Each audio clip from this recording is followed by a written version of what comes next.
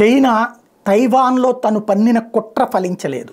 శ్రీలంకలో శ్రీలంక అంటున్నా నేపాల్లో దాని కుట్రలు ఫలించినాయి. అక్కడ రాజకీయాల్లో జోక్యం చేసుకుని చివరికి రాజకుటుంబాన్నే చంపేసి తన మాటలు వినేటువంటి వాళ్ళే అటు అధికారంలో ఉన్నా ప్రతిపక్షంలో ఉన్నా ఎవడైనా సరే వాళ్ళ మాటే వినేలా చేసి తద్వారా తన చెప్పు చేతల్లో పెట్టుకుంది నేపాల్ని, భారత్ని విసిగిస్తోంది.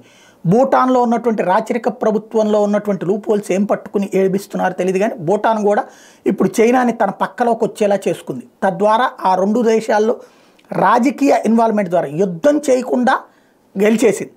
తైవాన్ని కూడా యుద్ధం చేసి సాధిద్దామనుకుంది, కానీ అది ప్రపంచ దేశాలన్నీ చైనా మీద ఆంక్షలు పెడితే అది చైనా సర్వనాశనానికి దారితీస్తుంది. అసలే ఆర్థిక సంక్షోభంలో ఉంది కాబట్టి అక్కడ రాజకీయ పరంగా దాన్ని కొట్టేయాలని చూస్తుంది. మాల్దీవుల్లో ఇప్పుడు ఎట్లయితే చైనా సపోర్ట్ని గెలిపించుకుందో అట్లాగే తైవాన్లో తన సపోర్ట్ని గెలిపించుకోవాలనుకుంది. తీరా చూస్తే తైవాన్ ప్రజలు చైనా పట్ల తీవ్ర అసహ్యంతో ఉన్నారన్నటువంటి విషయం అర్థమైపోయింది.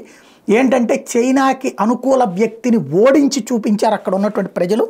తైవాన్ అధ్యక్ష ఎన్నికల్లో అధికార డెమోక్రటిక్ ప్రోగ్రెసివ్ పార్టీ అభ్యర్థి లాయ్ చింగ్ తే విజయం సాధించారు. ప్రస్తుతం ఆయన ఆ దేశ ఉపాధ్యక్షుడిగా ఉన్నారు. గత 8 ఏళ్లుగా దేశాధ్యక్షురాలుగా కొనసాగుతున్న చాయింగ్ వెన్ స్థానంలో బాధ్యతలు చేపడతారు.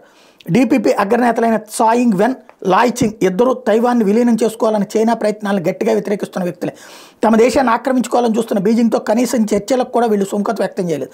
చర్చల విషయంలో చైనా అనుకూల వైఖరి కనబరుస్తున్న నేషనలిస్ట్ పార్టీ కొమింతాంగ్ పార్టీ కేఎంటీ, యువత మద్దతున్న తైవాన్ పీపుల్స్ పార్టీ టీపీపీ అభ్యర్థులు ఓటమి పాలయ్యారు. చైనాతో ఉద్రిక్త పరిస్థితులు నెలకొని ఉన్నప్పటికీ శనివారం జరిగిన అధ్యక్ష పార్లమెంటరీ ఎన్నికలు దేశ అంతర్గత విషయాలు ప్రముఖంగా ప్రస్తావనకు వచ్చే ఆర్థిక వ్యవస్థ మందగమనం, గృహాల ధరలు పెరిగిపోవడం వంటి ఎన్నికలు ప్రచారాస్త్రాలుగా మారినాయి. అవన్నీ ప్రచారాస్త్రాలుగా చేసిందే చైనా వీళ్ళ ద్వారా.